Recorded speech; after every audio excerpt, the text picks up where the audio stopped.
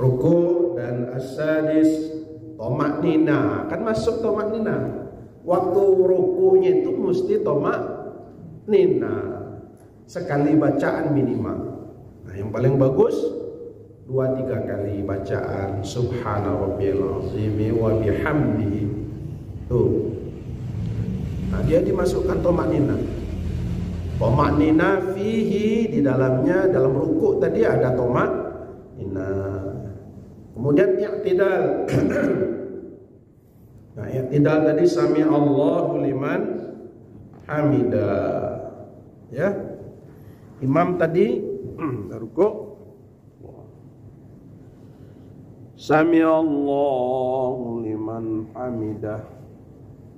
Makmum ikut bacaan sami Allahu liman hamidah atau tidak? Makmum. Nah, dalam keterangan surat dalam keterangan kitab-kitab fikih yang lebih besar itu seperti Muhazzab ya. Itu ketika imam mengucapkan sami Allahu liman hamidah, makmum tak usah mengucapkan sami Allahu liman hamidah lagi. Cukup membaca doanya Rabbana lakal hamdu, Rabbana walakal hamdu kalau di Mekah. Nah, kita mendengar asistennya tuh kan. Rabbana walakal hamd. Nah, kalau kita Rabbana lakal hamdu mil'us samawati wa mil'ul ardi wa mil'u ma syi'ta min sa'in. Nah, jadi itu yang kita baca. Tak perlu sami Allahu liman hamidah, sami Allah kita ngikut ndak ya. Nah, kalau kita jadi makmum, kalau kita sembahyang dewean tetaplah kita baca sami Allahu liman hamidah, sami Allahu liman hamidah. Nah, kalau makmum sami Allahu liman hamidah Rabbana walakal hamd. Ya. Kemudian lagi di dalam i'tidal tadi minat tomaknina fihi, di dalamnya juga ada tomaknina. Kemudian sujud ya. Sujud juga begitu dengan bacaannya subhana rabbiyal a'la wa bihamdihi bacaannya. Nah, ketika sujud ini kemarin udah kita jelaskan juga anggota sujud ya. Anggota sujud ada 7. Yang pertama jabahah nih. Nah, sujud kita kemarin ya, jabahah. Jabahah ini fungsi kepia ini bukan sekedar gagahan, bukan hanya sekedar nutup-nutup kepala, tapi fungsi kepia ini adalah supaya rambut kita jangan seperti ini. Nah, kalau seperti ini kaki menghalangi sujud kita. Kalau terhalang anggota jabahah ini tidak sah. Ya, tidak sah. Nah, gitu. Udah masuk ya. Suluk apa terbitnya matahari? Terbit matahari ya. Anggota sujud jidat, 2 telapak tangan, 2 lutut, 2 ujung kaki. Nah, tuh. Yang tidak boleh terhalang oleh sesuatu adalah 2 telapak tangan dan jabhah. Ya. Kalau lutut dan telapak kaki memang harus mesti di dalam ya, mesti ditutupi. Kemudian kalau di ujung kaki bapak-bapak, ibu-ibu kan kadang terbuka ujung kakinya, kadang pakai kaos. Sah tak? Sah. Pakai kaos kan? Itu tertutup tuh. Tapi kalau ini ya memang tak boleh tertutup, terbungkus sesuatu. kecuali kalau memang luka luka di kening nih kan pakai perban kan. Atau di tangan juga. Nah, tangan kita ini waktu sujud tidak boleh terhalang oleh sesuatu, ya, harus mesti menempel di sajadah. Mana yang dikatakan sajadah? Ini juga sajadah karpet, ini namanya karpet, tapi dia adalah tempat sajadah. Nah, gitu, sajadah. Ya.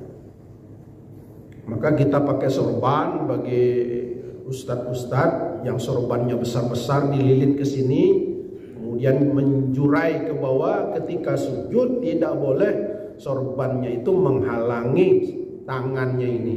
Bagi ibu-ibu talkungnya tidak boleh menghalangi telapak tangannya. Maka telangan tangan ibu itu harus mesti menyentuh sajadah, bukan di atas talkung, nah, macam itu. Tubuh ya. Jadi kalau udah ada ngaji kan tidak paham dia tuh. Nah, pokoknya orang sujudnya sujud. Nah, gitu. Kemudian kopiahnya juga kalau orang ngaji dia kalau sedang sholat diangkatnya, nah, gitu. Ya, ini anak-anak nih. Kalau sedang sholat, ya, kalau biasa pakai kopiah kan begini, tertutup. Waktu sholat ini mesti diangkat, nah gitu.